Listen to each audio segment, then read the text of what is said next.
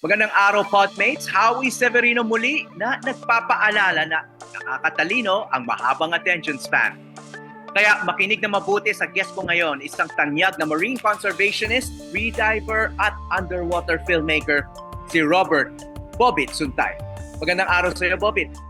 Magandang araw, Howie, my classmate. Kamusta na? Yun na nga, I was about to say as a matter of disclosure, no? Because since we're very familiar with each other. Bobit, we were high school classmates for the information of our listeners. So we have known each other now for almost 48 years. And I know from our class Viber group chat, no, that you have been very concerned, as we all should be, about the major oil spill of Mindoro last February 28. This crisis is still far from over, which we'll be discussing. No, this is threatening the Verde Island Passage, which has been a focus of a lot of your conservation efforts, Bobit. No? So just please give us a quick overview lang of the effects so far ng itong oil spill of Mindoro. Nasa Verde Island Passage na ba yan? At how far are you from ending this crisis? Howie, kung okay lang, siguro to put in context, no? Kasi I think yung karamihan ng listeners natin, talagang hindi pa rin nila naiintindihan ng mabuti kung gaano ka-importante yung VIP. So, if I can just put it in context, no? So, I think maraming nakakaalam na yung tinatawag nating Coral Triangle, that's the most marine biodiverse area in the planet, no? So yung Pilipinas, kasama siya sa Coral Triangle, those are 6 countries. Philippines, Malaysia, Indonesia, Timor-Leste, Solomon Islands, and Papua New Guinea. So 6 countries, 6 million square kilometers. Yun yung pinaka-biodiverse marine area on the entire planet. Pero sa gitna ng Coral Triangle, there's an even more biodiverse area. Only 3 countries are part of it. Tawag doon, Sulu-Sulawesi Seascape, Philippines, Malaysia, and Indonesia. So kung tutusin, parang dartboard yan. The 6 countries make out the ring of the dartboard. The Sulu-Sulawesi Seascape is the middle, pero yung pinaka-bullseye of the bullseye, tawag nga ng scientist, center of the center, yun yung Verde Island Passage. That is a very small body of water that starts in Marinduque and Romblon, goes down through Mindoro, tapos yung ending niya sa Batangas. So sa ngayon, yung pinaka-oil spill which happened in Oriental Mindoro, dahil sa napaka-komplikadong agos in the Oriental Mindoro area, much of the spill itself has been concentrated there. And yung drift ng oil at the moment, nasa tuktok ng Isla Verde, the part of Verde Island that is facing Lobo, Batangas, and Mindoro. So it seems to be focused in that area. So karamihan rin ng damage, and it's been over a month, as you pointed out, karamihan rin ng damage is therefore being absorbed by that area. So ano yung damage mismo so far? Okay. Give us an update on that. So I've been talking to yung mga ground teams namin dun, no? So I think, alam mo naman, Howie, I work with different groups, no? WWF Philippines, Sea Institute. So we're in touch with many groups, including Oceana and all those folks working there. So clearly, yung pinaka-obvious lang to the naked eye, ang dami ng langis that has washed up on shore. And because of the particular kind of diesel fuel that's being carried, which is very hydrocarbon infused, the oil is very heavy and very sticky. Ang hirap linisin. Talagang dumidikit sa bato, dumidikit sa coral, dumidikit sa buhangin, dumidikit sa seagrass, dumidikit sa mangroves. And ang hirap linisin niya. And to top it all off, very toxic yan sa human beings. It can affect our heart, our liver, our kidneys. It's even carcinogenic. So I would like to also tell all the good-hearted people out there who are trying to help clean up, please do not attempt to clean up at least without gloves, and ideally naka-full PPE kayo. Kasi if you inhale the fumes, mahihilo kayo, masusuka kayo. If you touch it, maari kayong ma-poison din, no? So you have to be very careful. So yun nga yung damage, Howie, yung surface damage, no? And we're talking about seabirds rin, sabi mo earlier. Pero yung mas nakakatakot pa ang hindi natin nakikita. Sabi nga natin, tip of the iceberg lang yung nakikita, di ba? Parang si Titanic, yung tumama sa kanya, yung malaking part of the iceberg which could not be seen. So, what is the bigger iceberg here? All the oil that is already floating, that's been floating out there for a month, kinakain niya ng mga larval fish, yung bagong panganak na fish. So lahat yan namamatay. Yung hindi namamatay, kinakain ng ibang fish. And as we, parang cartoon yan, di ba? Small fish getting eaten by medium fish, getting eaten by the big fish, and eventually, tayo yung kakain nun, di ba? That's why we have these controversial fishing bans. And then, yung mga plankton, yung mga microorganisms na lumulutang sa dagat, kinakain niya rin yung oil na yan. And if that happens, maaring mamatay yung plankton, or we might end up having mga red tides. And then yung mga mangroves, again, no, yung nag-aabsorb ng mga langis. Mangroves are really critically important, pati na yung seagrass, kasi they absorb so much of the CO2 in the atmosphere. Sila na nga yung tinatawag ng the lungs of the planet, kasi yung Amazon rainforest halos sunog na lahat. So our mangroves and our seagrass are the most critical. Namamatay sila because of the oil. They suffocate.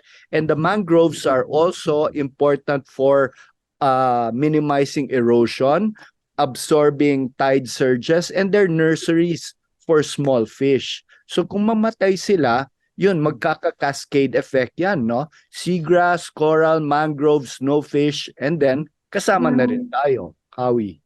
Okay, balikan natin yung sinabi mo kanina na may mga fishing bans, no? Of course, sabi mo nga, napaka-toxic nitong oil, no? At saka nasa tubig na yan at na-expose yung isda dyan, no? Kaya bawal dapat mag-fishing, mangisda dyan sa mga areas na yan. Pero nakabasa ko ng report na may mga sightings pa rin ng mga fishing boats dyan sa mga affected areas, no? Yes. So, ano bang epekto sa fisheries? Alam ko na ang hirap basta tigilin yung pangingisda sa mga lugar na yun talaga ang main livelihood ng mga tao, no? So ano yung so far na epekto sa fisheries natin, and hanggang saan yung epekto nito? Well, Howie, yung talagang nakakasakit nga sa puso, because itong mga fisher folk natin, ito yung pinaka main livelihood nila. For many of them, ito lang yung trabaho. If you take away their fishing, wala na. Anong mapapakain nila sa pamilya nila kasi wala na silang trabaho. And that's why I'm sure BFAR and other agencies are really caught between a rock and a hard place. On one hand, kailangan nilang siguraduhin na the toxicity levels of the water are okay, kasi nga as we said, no, yung hydrocarbon component ng langis is very toxic and pwede yung ma-absorb ng mga isda and other marine creatures. On the other hand, kung iban nga nila yung fishing as they have done in certain areas, anong magiging hanap buhay ng fisher folk? So what I learned is yung ginagawa ng Coast Guard ngayon and DNR, yung mga fisher folk na kung saan ban pa rin yung fishing, binabayaran nila and binibigyan nila ng training yung mga fisher folk to help with the coastal cleanup. So at least maski pa paano, meron silang limited na hanap buhay.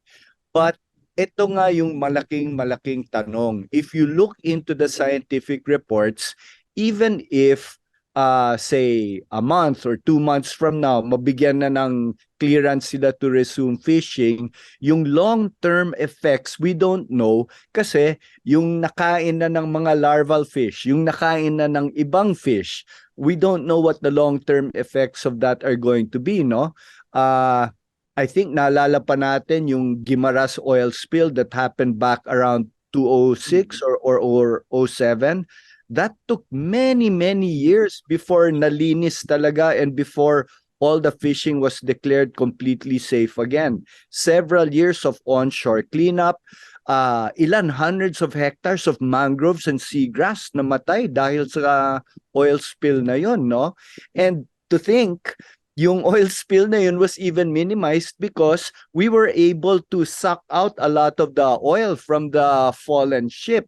Ito, dito sa oil spill natin sa Mindoro, wala pa nangyayari. All the oil is still just leaking out. There are no attempts to either plug the hole or suck out the oil. So you can just imagine, mas malubha pa yung negative consequences nito kesa sa Guimaras. Howie. Just to pivot from fisheries, no, which is of course a very critical issue. That's why I had asked about it first. But the area of this oil spill and its potential impact, no, are among the most I would say maybe important or the most popular tourist destinations in the Philippines. It's summertime. It's Holy Week, Holy Week na, and these are major occasions. These are very important times for these places, no. Puerto Galera, Calapan, Anilao. Anilao might have the best diving in the world. I don't know. That might be debatable, but I'm sure many people agree. Yep. So, ano yung epekto dito sa tourism areas? I'm sure many people have made plans. They want to go there. What do you recommend? And finally, I saw a letter from the mayor of Puerto Galera appealing that Puerto Galera be excluded from the state of calamity. No? Yes.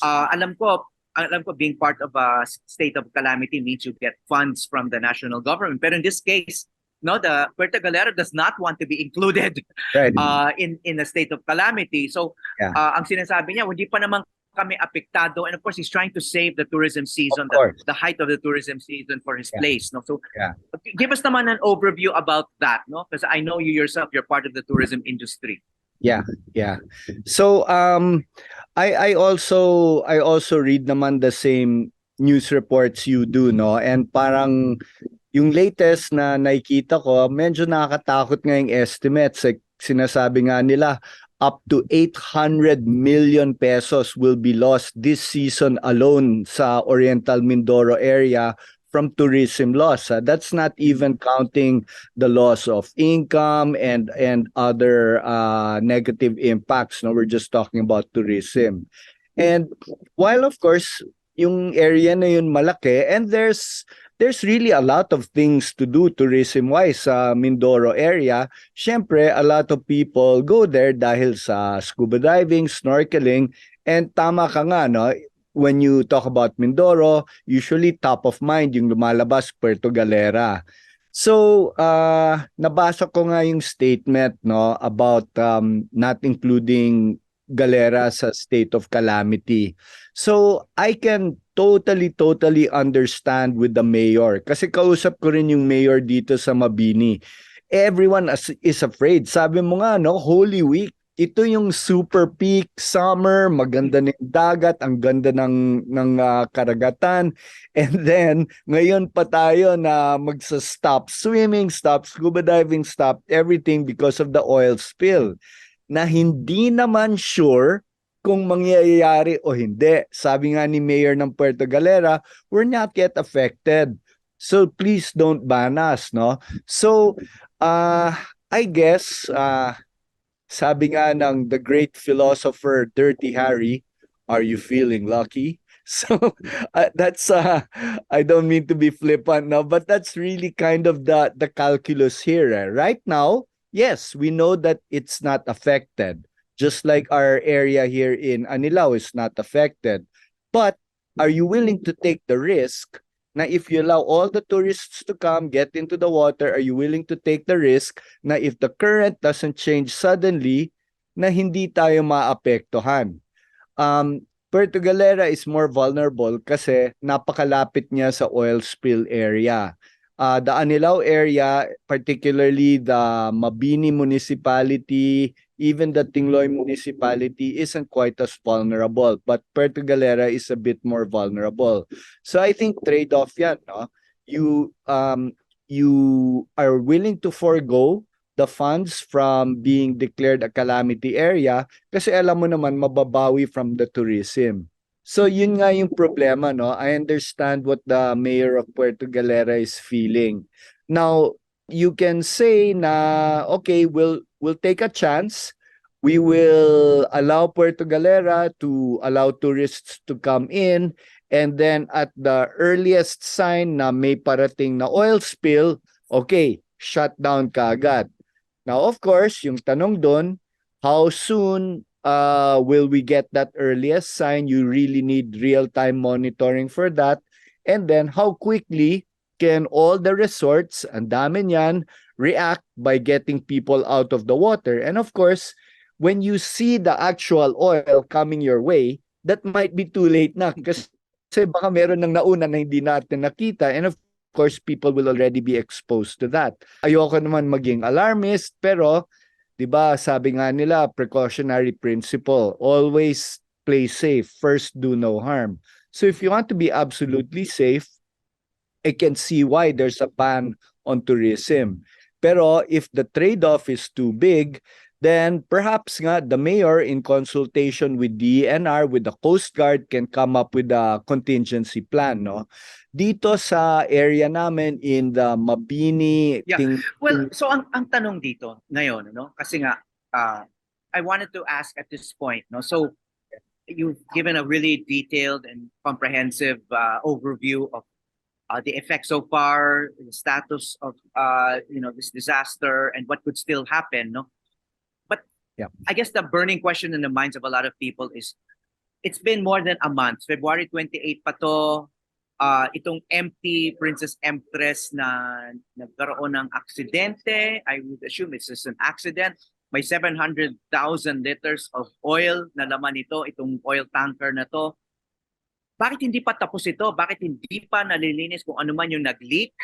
Bakit hindi pa, I don't know how other disasters have been handled in the past elsewhere. There might be some unique circumstances here, no? But bakit parang napakahirap wakasan itong crisis na to, no? And I understand, hindi pa nahihigop, wala pang hindi pa tinatanggal yung langis doon sa barko. How difficult could that be?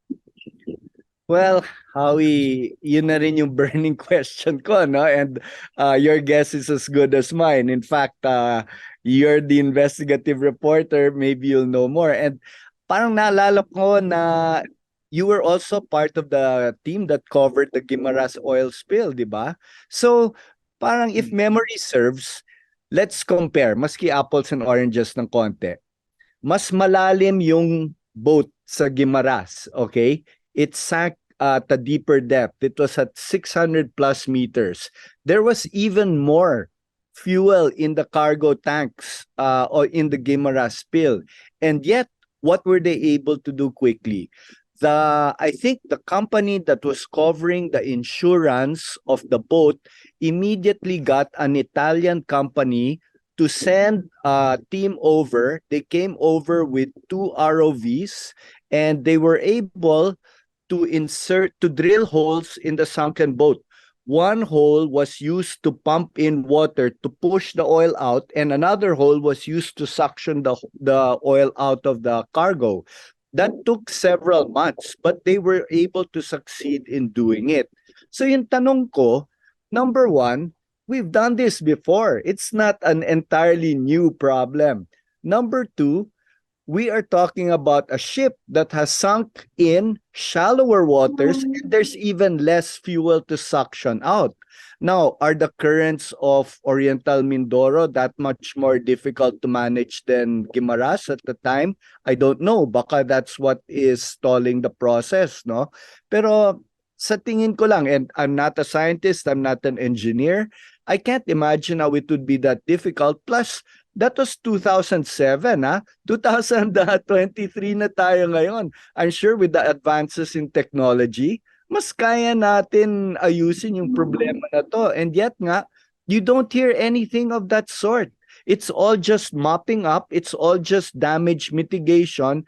Nothing proactive like, yeah, let's go in and seal it or suck it out. I don't know why. Talagang nagugulan yung isip ko. I'm totally dumbfounded and flummoxed. Bakit hindi nila gagawin yon? How? Yeah. Okay, kasi wala rin kaming nakikita mga public statement to that effect. Pero privately, sa mga advocates, sa conservation community leaders katulad mo, wala rin sinasabi. I mean, everyone is kind of in the dark Yes. about why it's taking so long. Yes. Okay, now we'll have to get an update about this. Hopefully, some positive news in the next couple of weeks. But in the meantime, yun na nga, this is a summer vacation time, no? For a lot of people, a lot of the kids are on vacation now. People are looking forward to the beach. Marami ng face-to-face activities. People are doing a lot of revenge travel, no? Yeah. And one of the things that has always been a favorite activity, itong interacting with whale sharks. And that's been quite, it's been popular in the last 2 decades. I know you have waded into some of the controversies about this. It's controversial because whale sharks, Very. they're big animals, no?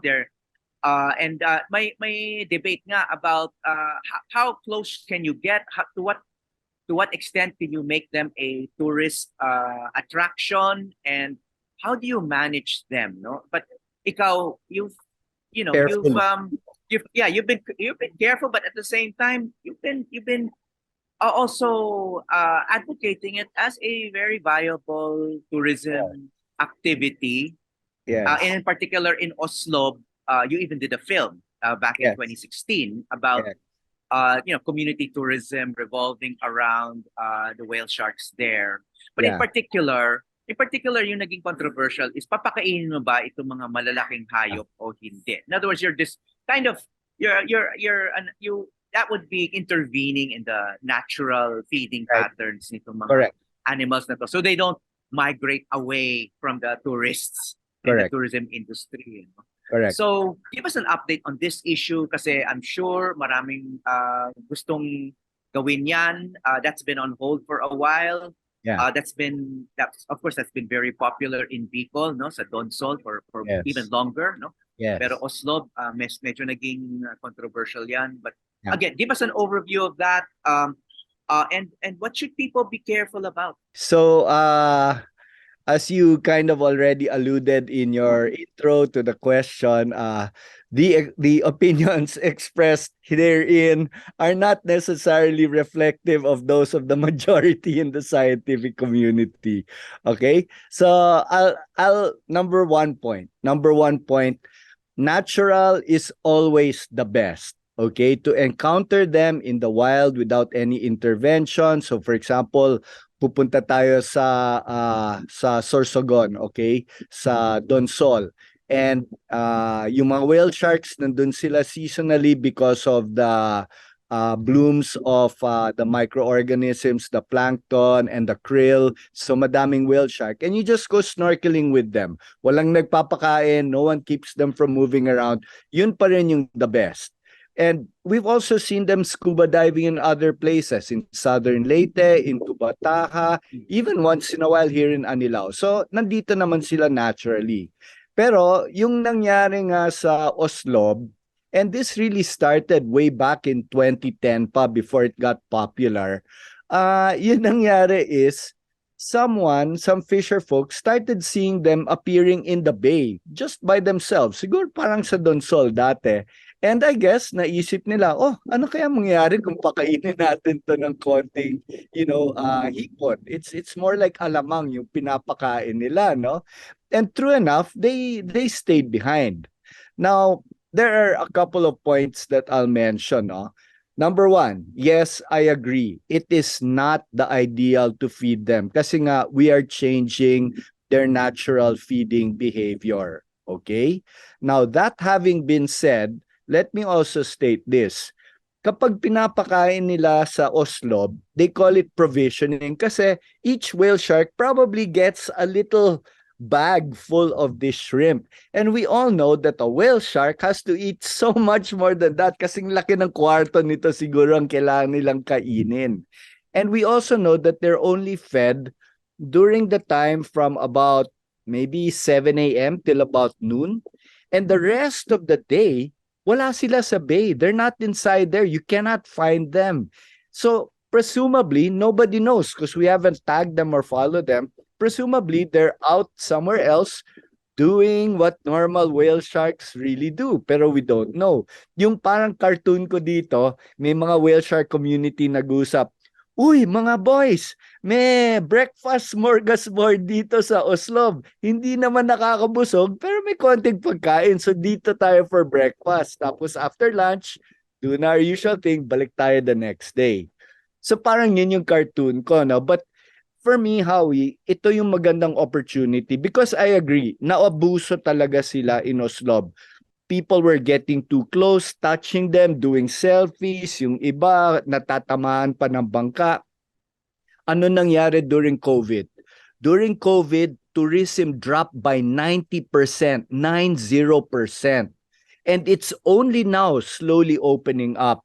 So yung lagi ko ngang pinopost, this is a golden opportunity for Oslo na talagang ayusin nila yung tourism program.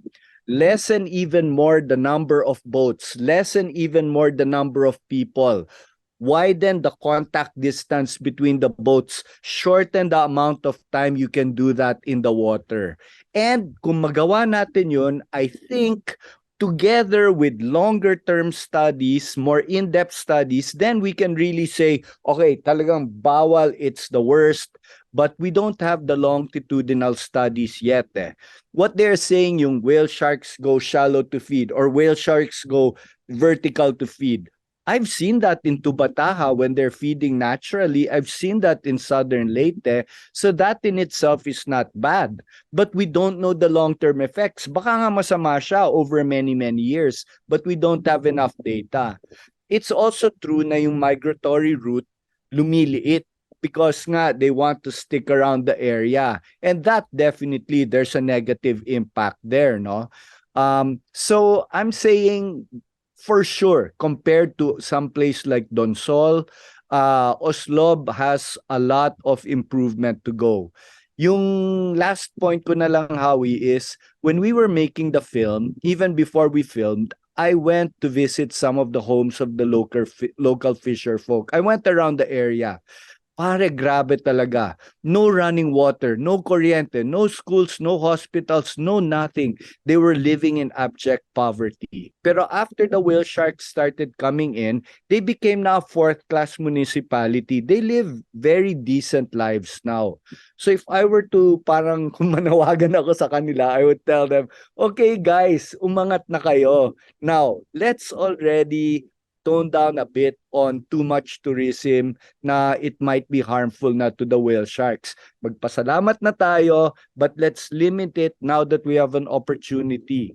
So sana yun nga yung mangyayari. Rather than just saying it's totally wrong, let's stop it. Baka there's a way to improve it pa little by little as we continue to learn more. Okay. Good inputs. So let's talk about other summer destinations. Sure. Anong mga favorites mo? Anong mga favorites mo as a sea junkie, Bobit? Well, syempre, one of my first loves is scuba diving talaga, no? And for me, yung pinaka-crown jewel natin is Tubataha. Tubataha has been a United Nations Heritage Site for many, many years now. Just last year, it was declared a Hope Site by the great Sylvia Earle's Mission Blue organization. And if you want to do fantastic diving in the Philippines, ito yung season. Tubataha, you can only go during certain times of the year kasi other times malakas masyado yung dagat, you can't go there safely. Tsaka kailangan live aboard. It's 120 nautical miles from Puerto Princesa. Hindi mo lang pwede basta-bastang puntahan. So you have to be on a boat for about a week. So the season for Tubataha is right now, March until June. So yun, punta tayo doon. You'll see fantastic fish, beautiful walls. I mean, the best of Philippines diving talaga. For me, that's one of the best summer places to go to. Okay, nabanggit mo rin yung free diving, no? Ako, I'm also a scuba diver, but I it's only been in recent years when I've noticed people on Instagram posting their free Yeah. diving Yes. videos, no, and Oh, in a way, no, Bobby, since I know that you're not just a free diver, you're a competitor, no, in free diving. Parang there's a certain attraction to it because you see people's almost naked bodies, no, or at least wearing skimpy outfits doing free diving. So parang there's a certain grace to it that scuba diving does not have with its bulky yeah. equipment, and you cannot Yeah. move fast. And Yeah. then itong sa free diving, parang there's a lot more movement of the body. There seems to be a lot more grace, no? So in terms of free diving, saan naman maganda mag-free diving? Okay, obviously you probably can't do a lot of free diving in Tubatahan, no? Kasi kailangan malalim ka doon. But Yep. free diving, hindi ka pwedeng masyadong lumalim diyan, no? So what would be not everyone can scuba dive, no, but I guess but many more people, I suppose, can do some free diving basta may konting Yes. training, no, but Yes. so yeah, and how would that be different from snorkeling? So, let's start siguro, Howie, yung pinaka-importante yung sinabi mo, kailangan may training, okay? Kasi a lot of people, akala nila it's the same as snorkeling, okay? Kasi parehong equipment Mask, snorkel, fins, and then lusong ka na sa tubig. As you said, no, barriers to entry are low. Mas mura siya, mas madaling gawin, and most everyone knows how to swim. Pero yung importante is you have to know how to equalize properly, kasi kung lumalim ka sa free diving or even skin diving as we sometimes call it, and you don't equalize your sinuses or your ears, pwede kang magka-injury, no? So it's important to do that. And if you don't know what your ability is in terms of breath holding or swimming underwater, of course, pwede ka rin malunod. So it's important to always have a buddy with you. Parang scuba diving rin lang yan. So training is key, and never ever dive alone. Ngayon, yung mga best places, the birthplace of scuba diving in the Philippines is the Visayas, the area of Bohol, Cebu, Dumaguete. Doon talagang sumikat at naging popular yung free diving, no? They've already held international competitions there. In fact, there are a number of expats who are former world record holders. They already live in the Visayas to offer courses there. So yun nangyari, as a natural course, nag-explode yung free diving doon. The competition became very, very tight. So to our benefit, ang dami nang nandito in the Anilao, Mabini, Tingloy area. We now have a growing free diving population here. In fact, it's the fastest growing sport in the world. And if I'm not mistaken, free diving will be an official sport in the Paris Olympics. So isipin mo na lang, Howie, di ba? Tayo, sorry, I'm biased. I mean, pilit tayo ng basketball. Di naman natin kaya. Imagine, pag-enter tayo ng ilang badyaw dyan sa Olympics, pare, gulpihin natin lahat sila on the international stage. In fact, we already have one, no? Si Imam Gulisan from Davao, who's both my competitor and my friend. We are probably the only two competitive senior citizen free divers. But imagine the new generation of young free divers, if we train them from the start, parang galing nila talaga. We can be a force on the world stage within just a few years. So, and as you said, it's easy. Any place where you can go to snorkel, you can free dive rin. Pero kailangan mag-training kayo. Howie? Where can tourists go naman to see models of sustainability pagdating sa marine environment? Okay.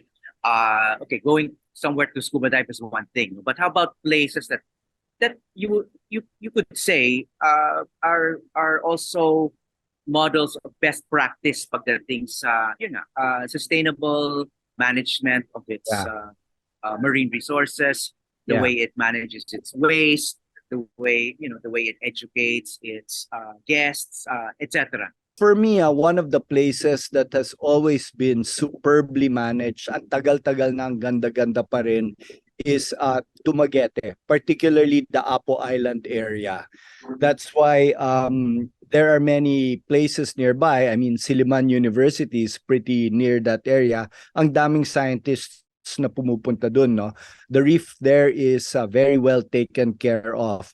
Malas lang nga there because they're quite open, they're vulnerable to mga natural calamities like storm surges and stuff like that. Pero in terms of walang masyadong destructive fishing, waste is properly done. I think the Apo Island area is a good example.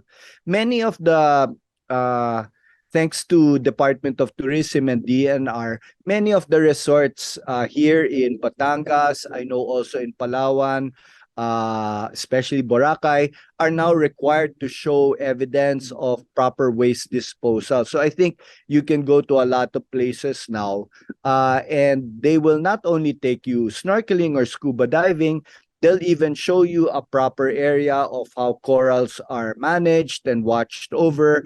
There are some na nagko-coral planting pa nga, although that's also a slightly controversial topic now, whether coral planting is the best way to do it or whether just watch over the reef and let nature do its thing. No, that's also still controversial among scientists.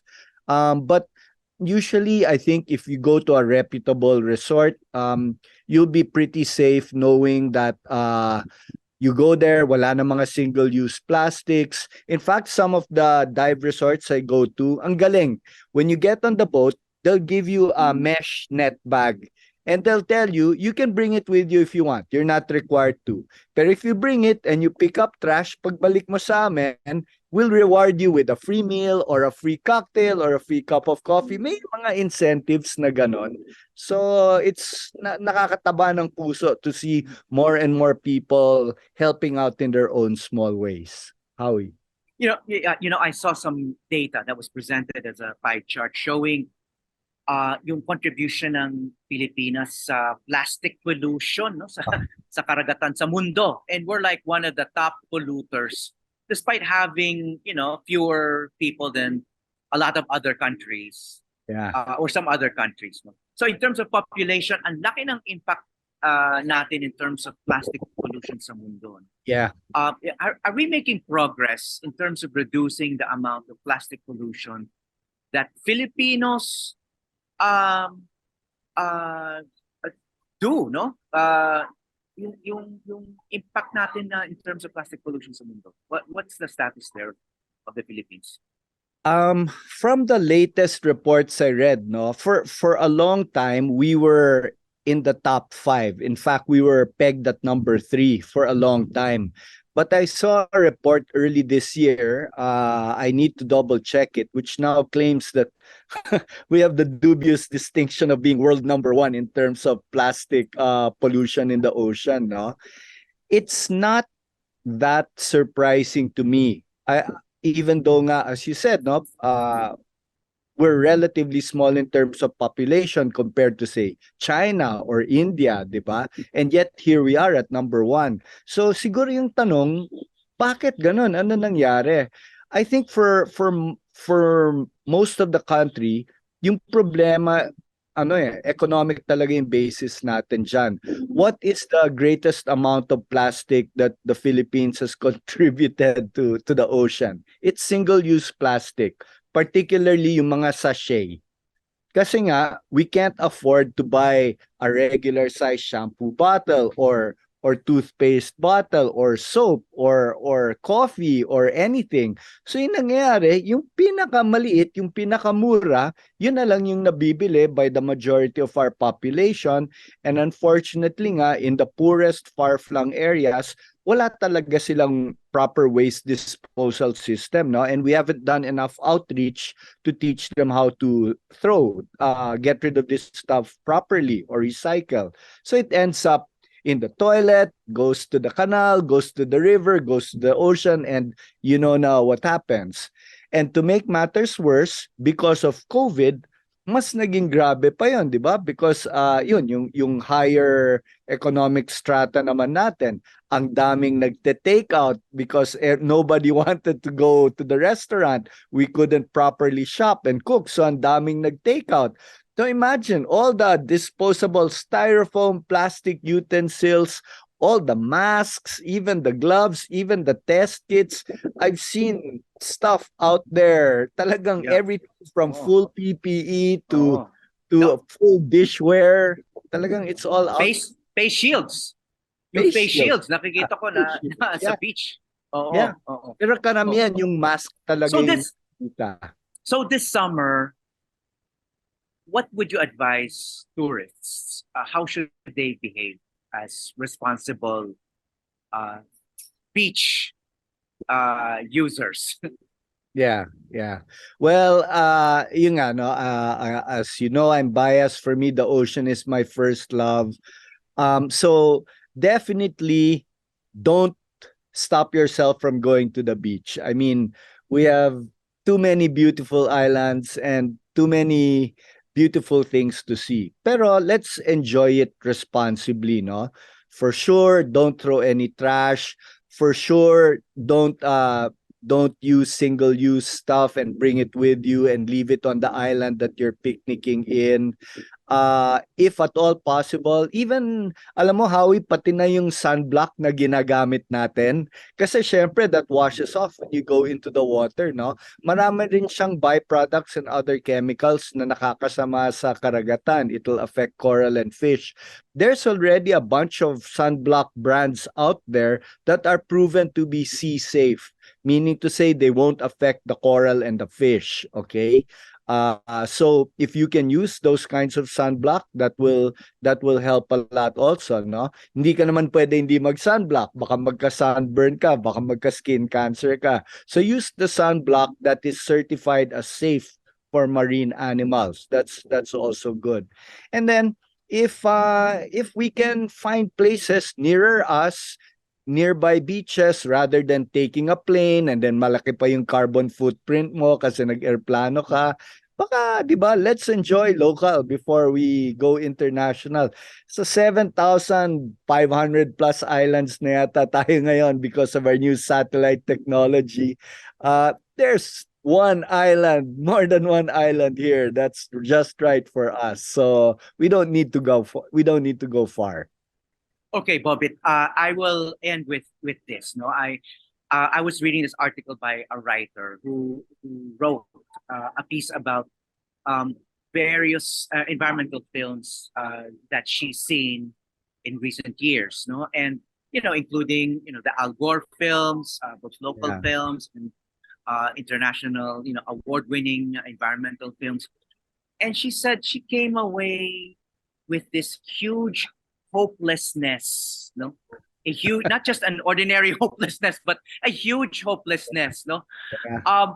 But ikaw, I kind of sense kind of an upbeat tone with you, despite what you've witnessed, despite the oil spill and so many crises affecting us. So, ang request ko lang ngayon, please tell us that it's not hopeless, and tell us why it's not. Okay, I'll show you my fingers so that I'm not crossing them, but maybe I'm crossing my toes. Okay. Alam mo, Howie, I've felt the same way that writer has felt. I've had my dark days na parang we're just rearranging deck chairs on the Titanic. Pero alam mo, siguro not just a few months ago, I had a real awakening, no? I read this book called Active Hope, and it says there's two kinds of hope. There's hope which is synonymous to expectation. Now, when we do something, the good things will happen, and then game. But I agree with your writer friend. The scientific data shows now, wow, it's really, we're pretty late in the game. But there's another kind of hope. There's the kind of hope na this is what I want things to be like if I just keep on working. And that's what's keeping me on the more positive end of the spectrum right now. It's not so much looking at the data and saying, oh, it's too late. No, it's more, okay, the data is scary, but there's nothing really 100% definitive about it yet. It's a trend line, di ba? Data is just dots and you make a trend line. But we all know that there are outliers. All these people who should be dead because of their cancer, they're still alive. All these people who should be dead because of their heart attacks, they're still alive. They're outliers in the curve. It's the same thing with environmental data. Ang dami pa rin outliers there. So for me, that's where I'm putting my hope. If more of us, and I think there's more of us out there than we actually know, if more of us just keep doing our little thing. I've also given up on these gargantuan projects by UN, COP 20, whatever it is now. I really think local and small community is the way to go. If more of us do our work, pretty soon that will become bigger and bigger and spread, and we will see positive effects. And besides, alam mo how sa totoo lang, what's the alternative? Magmumukmuk na lang tayo sa isang kanto, we'll just give up. I mean, that's not gonna do anything either. That'll make it even worse. So I'd say just keep going out there. Enjoy. Make sure you enjoy. Kasi if you don't enjoy, you won't know what you're fighting for. You have to enjoy. You have to be happy. Kasi people think they need to sacrifice to save the planet. That's always been the wrong way of thinking. No, the answer is you have to love the planet. If you see what's out there and you fall in love with it, hindi na sacrifice yan, di ba? Do you sacrifice for your kids? No, you don't, because you love them. You would gladly do it. So if we love the planet, if we love the fish are friends, di ba? We won't be sacrificing for them kasi it'll come naturally, our wanting to save the coral and save the fish. So that's what keeps me upbeat. If you see it and you love it, you will take care of it. It's as simple as that. Howie. Right. Thank you for that light, Bobby. Thank you for those possibilities. Salamat, Bobby, for all that you do. No? Keep educating us, keep filming, and keep reminding all of us of what's at stake. Thanks, man. And Robert Suntay, marine conservationist. Thank you. Maraming salamat, Robert Suntay, marine conservationist and environmental educator. Mabuhay ka at ikat lagi. Hi, I'm Howie Severino. Check out the Howie Severino Podcast, an original for GMA News and Public Affairs. New episodes will stream every Thursday. Listen for free on Spotify, Apple Podcasts, Google Podcasts, and other platforms.